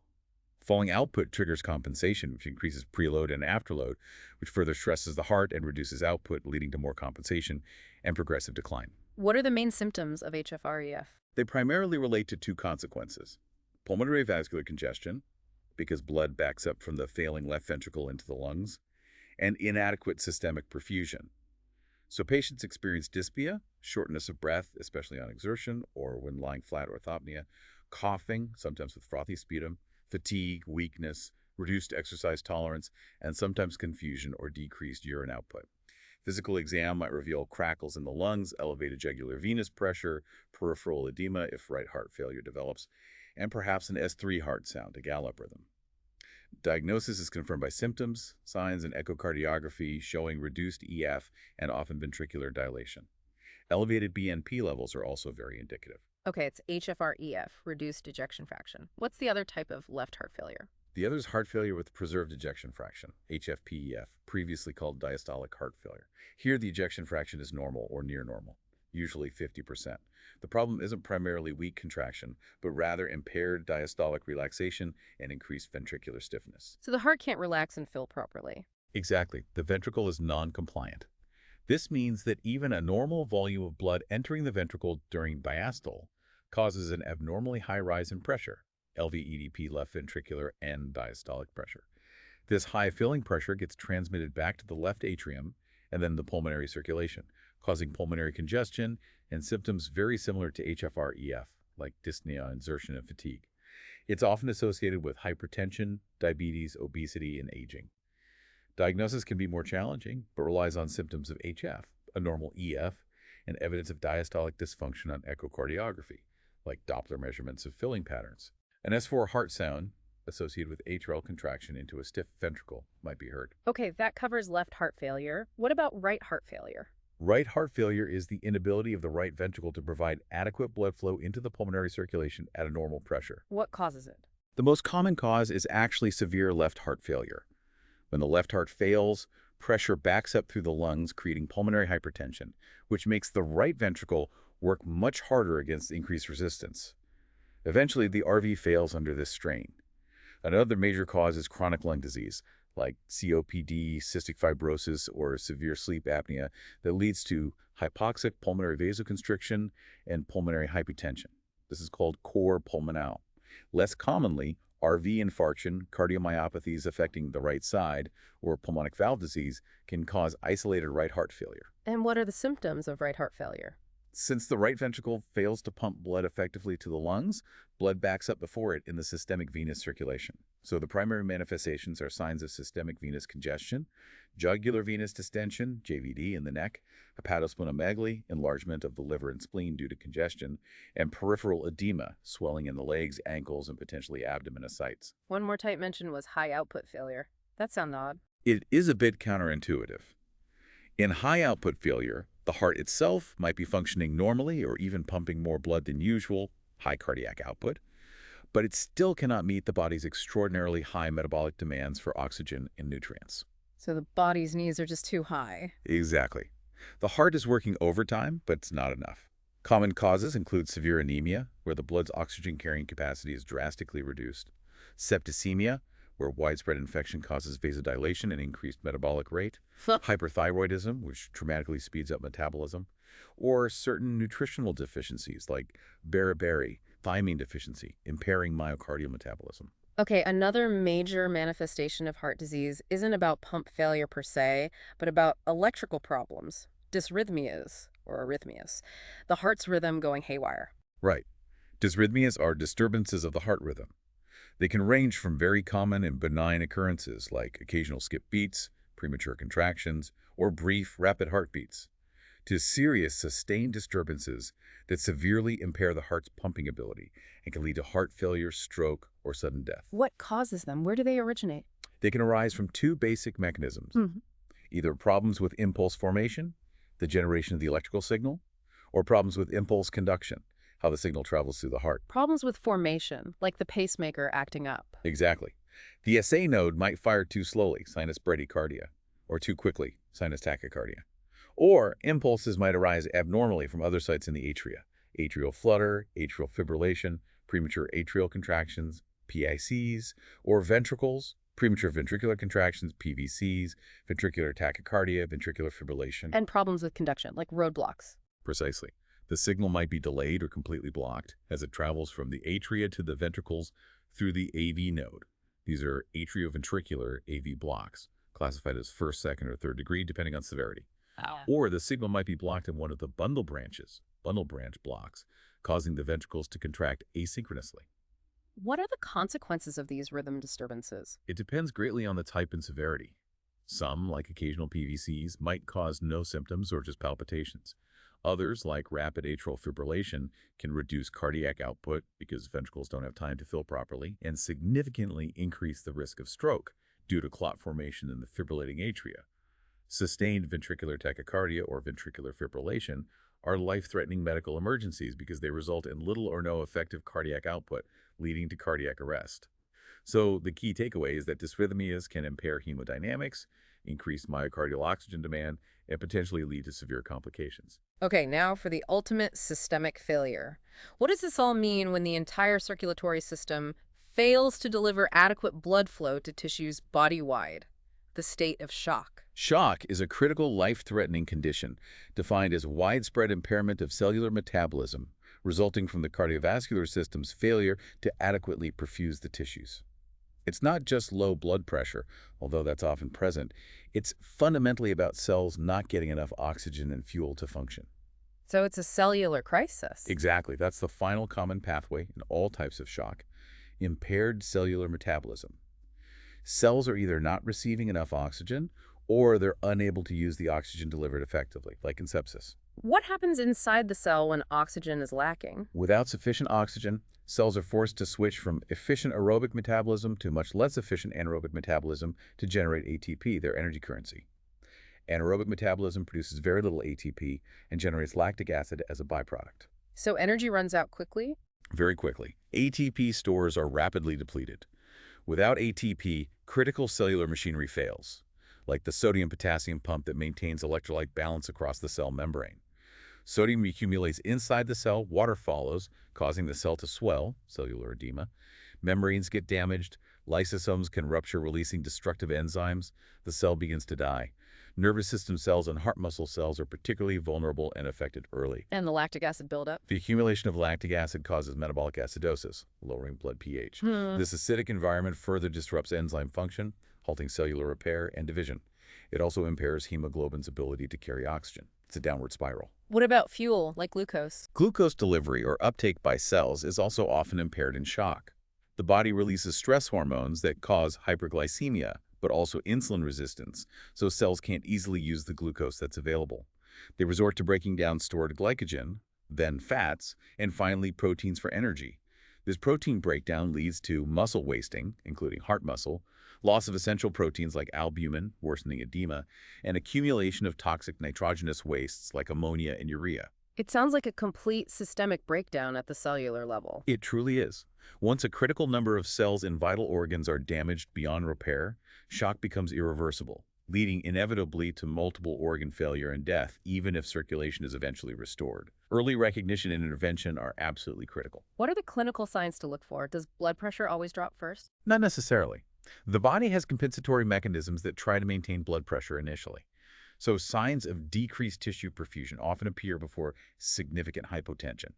These include feeling weak, cold, or sometimes hot, nauseous, dizzy, confused, anxious, thirsty, short of breath.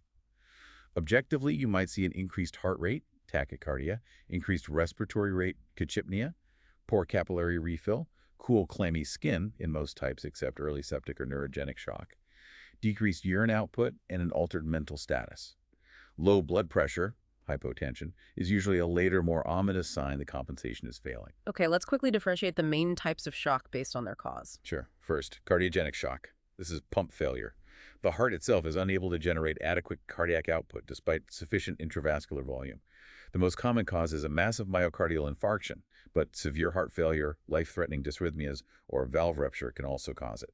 The irony here is that the body's compensatory responses, activating RAS and SNS, actually increase the failing heart's workload and oxygen demand, making the shock worse. Second type. Hypovolemic shock. This is caused by insufficient intravascular fluid volume. The tank is empty. This can be due to major blood loss, hemorrhage, plasma loss like in severe burns, or loss of other body fluids like from severe vomiting, diarrhea, or excessive urination. When volume drops by about 15% or more, compensatory mechanisms kick in: increased heart rate, vasoconstriction, fluid shifts. But if losses continue, compensation fails, perfusion drops, and shock ensues. Okay, pump failure, empty tank. What else? Neurogenic shock. This is sometimes called vasogenic shock. It results from massive, widespread vasodilation because of a loss of sympathetic nervous system tone controlling blood vessels, smooth muscle. This often happens with spinal cord injury or anesthesia. The blood volume itself hasn't changed, but the vascular container suddenly becomes huge, causing a relative hypovolemia and a drastic drop in blood pressure. It's often associated with bradycardia, slow heart rate as well, further reducing cardiac output. What about allergic reactions? That's anaphylactic shock. This is a severe systemic hypersensitivity reaction, type I, to an allergen, like penicillin, bee venom, peanuts. Exposure triggers massive release of histamine and other inflammatory mediators from mast cells. This causes widespread vasodilation, dramatically increased capillary permeability, leading to fluid leakage out of vessels and tissue edema, including airway swelling, and constriction of smooth muscles in the airways, bronchospasm. It's rapid onset, life-threatening, causing difficulty breathing, hives, swelling, and a precipitous drop in blood pressure.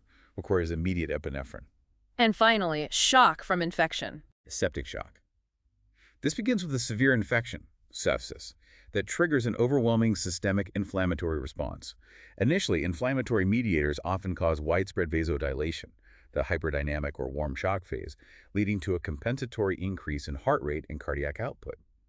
However, as sepsis progresses, myocardial contractility becomes depressed, tissue perfusion decreases severely, the clotting system can become activated, potentially leading to DIC, disseminated intravascular coagulation, and blood pressure plummets, often becoming unresponsive to fluids and vasopressor drugs. The body's own anti-inflammatory responses can also become dysregulated, contributing to the problem. It's a complex and highly lethal form of shock. And the endpoint of severe, prolonged shock or injury is often Multiple organ dysfunction syndrome, MODS. This is the progressive failure of two or more organ systems following a severe illness or injury like sepsis, major trauma, burns, or prolonged shock. It's driven by that massive, uncontrolled systemic inflammatory response we talked about. The endothelium gets damaged everywhere, leading to leaky capillaries, causing things like acute respiratory distress syndrome, ARDS, widespread microvascular clotting, impaired oxygen delivery, hypermetabolism followed by energy depletion, gut barrier failure allowing bacteria into the circulation. It's a devastating cascade where organs fail sequentially or simultaneously, carrying a very high mortality rate. So what does this all mean? It's just a profound cascade highlighting how interconnected everything is and how critical early intervention is to stop that downward spiral. Okay, now let's shift our focus for the final part. How do these concepts, structure, function, disease, uniquely manifest in our youngest patients? Part 3. Alterations of cardiovascular function in children. Things can present differently, right? They certainly can. Cardiovascular disorders in children fall into two main camps: congenital, present at birth, which are much more common in this age group, and acquired, developing after birth. And it's worth noting the incredible advancements in diagnosing and managing congenital heart disease, CHD, often even before birth using fetal echocardiography, which has dramatically improved outcomes. Let's start with congenital heart disease, CHD. You said it's quite common. Relatively common, yes, affecting roughly 4 to 8 per 1,000 live births. Unfortunately, it remains the second leading cause of death in the first year of life, just after complications of prematurity. What causes these defects? Is it genetic? It's often a complex mix. Environmental factors affecting the mother during pregnancy play a role. Things like maternal infections, rubella is a classic example, exposure to certain drugs like alcohol or phenytoin, or radiation, or maternal metabolic conditions like poorly controlled diabetes or hypercalcemia. Genetic factors are also clearly involved, though the specific mechanisms are often unknown. CHD incidence is higher in siblings of affected children, and certain chromosomal abnormalities like Down syndrome, trisomy 21, Turner syndrome, or trisomy 13/18, are strongly associated with specific types of heart defects. But for most cases, it's likely a multifactorial origin, a combination of genetic susceptibility and environmental triggers. How are these defects typically classified? A common clinical classification is based on the resulting blood flow patterns, specifically whether they cause cyanosis, that bluish tint to the skin due to low oxygen levels, or not. Acyanotic defects generally either involve a left-to-right shunt, where oxygenated blood from the left side of the heart flows back to the right side, increasing blood flow to the lungs but not causing cyanosis initially, or an obstruction to blood flow without significant shunting. Cyanotic defects typically involve a right-to-left shunt, where unoxygenated blood bypasses the lungs and goes directly into the systemic circulation, or a complex mixing of oxygenated and unoxygenated blood, resulting in decreased oxygen delivery and cyanosis. Okay, let's look at some specific cyanotic effects, starting with those that cause increased blood flow to the lungs due to a left-to-right shunt. A classic example is patent ductus arteriosus, PDA.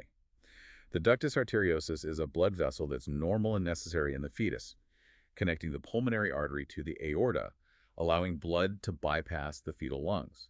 It normally closes shortly after birth. If it stays open patent, high-pressure blood from the aorta flows back into the lower-pressure pulmonary artery, flooding the lungs. essentially, yes, increasing pulmonary blood flow. Small PDAs might be asymptomatic, but larger ones can cause respiratory distress, poor feeding, and a characteristic continuous machinery-like murmur. It also causes a widened pulse pressure because blood runs off into the pulmonary artery during diastole. What about holes between the chambers? An atrial septal defect, ASD, is a hole in the wall between the two atria. Since pressure is normally higher in the left atrium, blood shunts from left to right. Small ASDs are often asymptomatic for years, but large ones can eventually lead to pulmonary hypertension or heart failure in adulthood. A ventricular septal defect, VSD, is a hole between the two ventricles. This is actually the most common type of CHD. Again, blood shunts from the higher pressure left ventricle to the right ventricle. Do VSDs always cause problems? Many small VSDs close on their own. Larger ones, however, cause significant left-to-right shunting, leading to excessive pulmonary blood flow. This can cause symptoms of heart failure in infants, really, symptoms of pulmonary overcirculation like rapid breathing, poor feeding, sweating, and carries the risk of irreversible pulmonary hypertension, Eisenmenger syndrome, if not surgically corrected, where the shunt eventually reverses to right to left, causing cyanosis. Is there a defect that combines atrial and ventricular holes? Yes, that's an atrioventricular canal, AVC defect, also called an endocardial cushion defect. It results from incomplete formation of the central part of the heart, where the atrial and ventricular septa meet the AV valves. It typically involves an ASD low in the septum, a VSD high in the septum, and abnormalities of the mitral and tricuspid valves.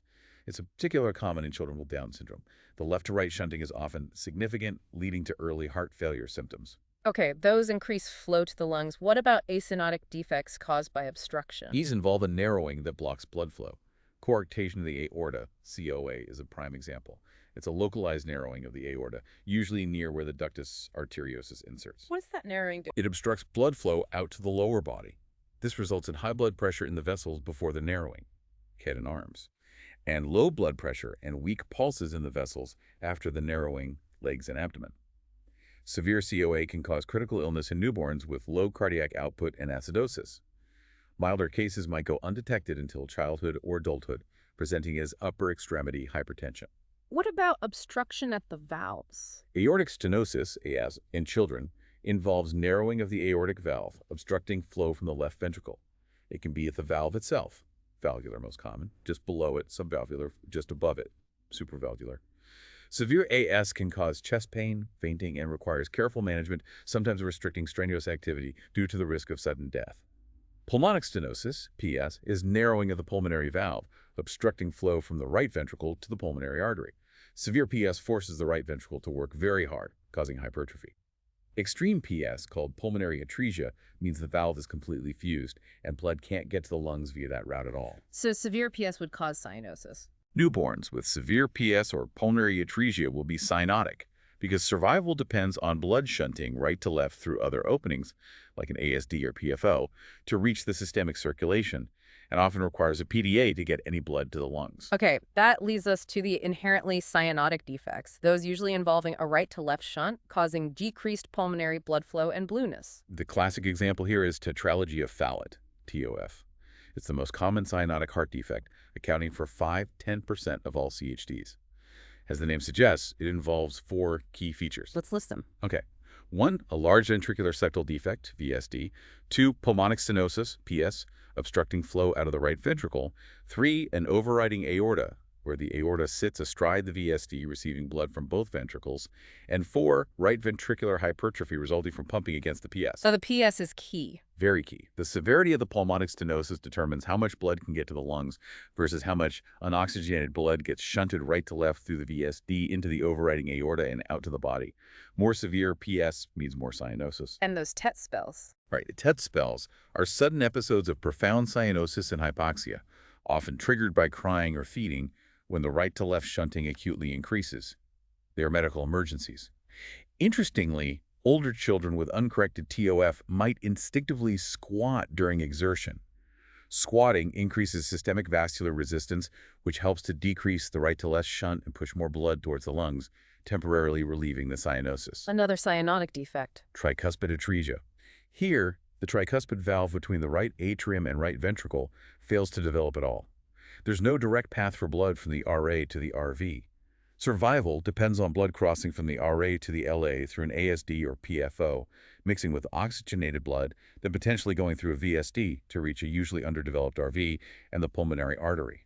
There's complete mixing of blood, leading to cyanosis. A PDA is often crucial for adequate pulmonary blood flow. What about defects where the main issue is abnormal mixing of oxygenated and unoxygenated blood? Also cyanotic. Yes, these are often called mixing defects. A critical one is transposition of the great arteries, PGA. Here, the connections are switched. The aorta arises from the right ventricle, and the pulmonary artery arises from the left ventricle. So you have 2 separate circuits. Exactly. Unoxygenated blood goes from the body to the right heart, out the aorta, back to the body. Oxygenated blood goes from the lungs to the left heart, out the pulmonary artery, back to the lungs. This is incompatible with life unless there are associated defects like an ASD, VSD, or PDA that allow significant mixing of blood between the two circuits.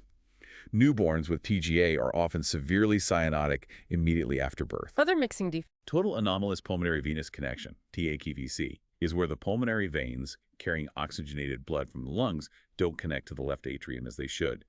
Instead, they drain into the right side of the heart or veins leading to it, causing mixing.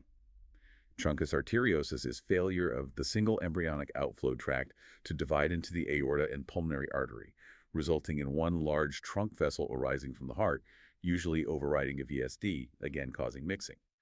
And we mentioned hypoplastic left heart syndrome, HLHS, earlier, the underdevelopment of the entire left side of the heart.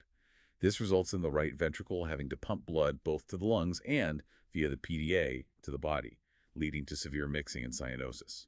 It requires complex stage surgical repair for survival. Okay, circling back to a concept we discussed in adults' heart failure. How does it present specifically in children? Heart failure, HF, is a common complication of many CHDs, especially those causing volume overload or pressure overload on the ventricles.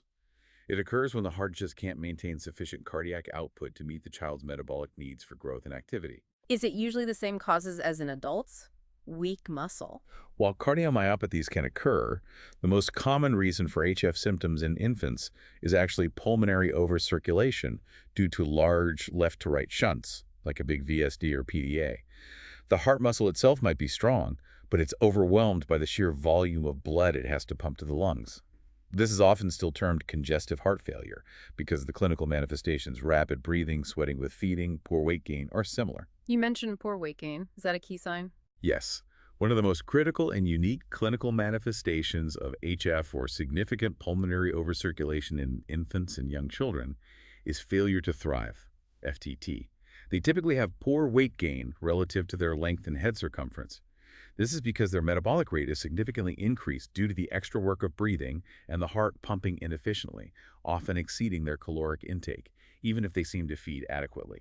This is a major red flag. Diagnosis involves careful examination, plotting growth charts meticulously, ECG, chest x-ray, looking for heart size and lung congestion, echocardiogram to define the anatomy and function, and sometimes BNP levels. Finally, let's touch on acquired cardiovascular disorders in children, problems that develop after birth. Right. These can result from various causes like infections, autoimmune processes, genetic predispositions emerging later, or environmental factors. A very important one to know is Kawasaki disease, KD. What is Kawasaki disease? It's an acute, usually self-limiting systemic vasculitis inflammation of blood vessels that primarily affects young children, typically under age 5. The cause is unknown, but it's thought to be an abnormal immune response triggered by an infection in genetically susceptible individuals. It has a higher incidence in children of Asian descent. Why is it so important? What's the main danger? The main danger is its potential to affect the coronary arteries. If untreated, about 15–25% of children with KD develop coronary artery aneurysms, dilations or outpouchings, or ectasia, diffuse widening. These aneurysms can lead to thrombosis, clotting, stenosis, narrowing, myocardial infarction, or even rupture later in life. So it's an inflammation of vessels, particularly the hearts. Yes. It progresses through stages. An acute phase with high fever, inflammation of small vessels throughout the body, and characteristic signs like red eyes, conjunctivitis, red cracked lips, strawberry tongue, rash, swollen hands, feet, and swollen lymph nodes. Then a subacute phase where the fever subsides, but inflammation involves larger vessels, and the risk of coronary aneurysms is highest. Skin peeling, desquamation on fingers and toes is common then. Finally, a convalescent phase where things gradually normalize, but vessel damage might persist. Is there effective treatment? Yes, prompt treatment during the acute phase with high-dose intravenous immunoglobulin, IV aspirin, dramatically reduces the incidence of coronary artery abnormalities to less than 5%. It's one of the few indications for aspirin use in young children. Okay, another acquired issue. Systemic hypertension, HTN, in children. Can kids get high blood pressure too? Absolutely. Childhood hypertension is increasingly recognized. It's generally defined as systolic and/or diastolic blood pressure consistently above the 95th percentile for the child's age, sex, and height on at least 3 separate occasions. Is it usually primary, like in adults? In older children and adolescents, primary essential hypertension is becoming more common, strongly linked to the epidemic of childhood obesity. However, in younger children, secondary hypertension caused by an underlying condition is actually more common than primary. What kinds of underlying conditions cause secondary HTN in kids? The most frequent causes are renal kidney disorders, things like congenital kidney abnormalities, renal artery stenosis, kidney tumors, or kidney scarring from infections. Cardiovascular causes like coarctation of the aorta are also important. Endocrine disorders or certain neurological conditions can also be culprits. Identifying and treating the underlying cause is key for secondary hypertension. And that link to obesity. It's a major concern. Childhood obesity rates remain high, and it's strongly associated with the early development of cardiovascular risk factors, including hypertension, insulin resistance, type 2 diabetes, abnormal lipid levels, and even early signs of atherosclerosis and endothelial dysfunction. The mechanisms involve inflammation, altered hormones from fat tissue, changes in kidney function. It really underscores the critical importance of promoting healthy lifestyle habits, diet, and exercise from a very young age to prevent lifelong cardiovascular problems. This raises an important question. How vital is early recognition and intervention for all these cardiovascular conditions in children to prevent lifelong complications and ensure healthy development? So what does this all mean? We've taken quite a journey through the incredible complexity of the cardiovascular and lymphatic systems, from the perfectly orchestrated beat of a healthy heart. To the myriad ways disease can disrupt its function. Right. And the unique challenges faced by children. We've seen how every single cell, every vessel, every beat contributes to this delicate balance that's absolutely essential for life. Thank you so much for joining us on this deep dive. It was great to unpack it. To maybe summarize the key insights we've uncovered for you, the listener. First, the circulatory and lymphatic systems are truly interconnected, working together constantly to ensure precise delivery of oxygen and nutrients, efficient waste removal, and robust immune function. They're not separate entities. Makes sense. Second, cardiac output, how much blood the heart pumps, is this finely tuned process. It's regulated by intricate interactions of preload, afterload, contractility, and heart rate, with vital oversight from nerves and hormones. It's that delicate balance. Exactly. Third, the health of your blood vessels, especially that inner endothelial lining and the vessel's compliance or stiffness, is absolutely paramount. Yeah. Dysfunction there really underpins widespread diseases like atherosclerosis and venous disorders. Got it. Fourth, atherosclerosis, we learned, isn't just passive clogging, it's fundamentally an inflammatory process, a major driver of heart attacks, strokes, and peripheral artery disease. Inflammation is key. It is. Fifth, conditions like heart failure and shock represent the spectrum of systemic circulatory failure. They fundamentally impair cellular metabolism, demanding rapid, precise intervention to prevent irreversible organ damage. High stakes. Very high stakes. And finally, children present unique cardiovascular challenges, often congenital, requiring specialized understanding for early diagnosis and treatment to ensure they can develop healthily and avoid long-term impacts. Excellent summary. Now, for a final provocative thought, consider the profound interconnectedness we've discussed, how an issue in one tiny valve, one small artery, or one electrical pathway can ripple through this vast system, impacting everything from individual cells right up to major organ function. It really highlights the incredible resilience of the human body, but also, its inherent vulnerabilities. As you reflect on this, what aspect of cardiovascular health, perhaps in yourself or maybe in others might warrant a deeper, more informed look? Maybe it inspires you to take a little deep dive of your own into understanding it better.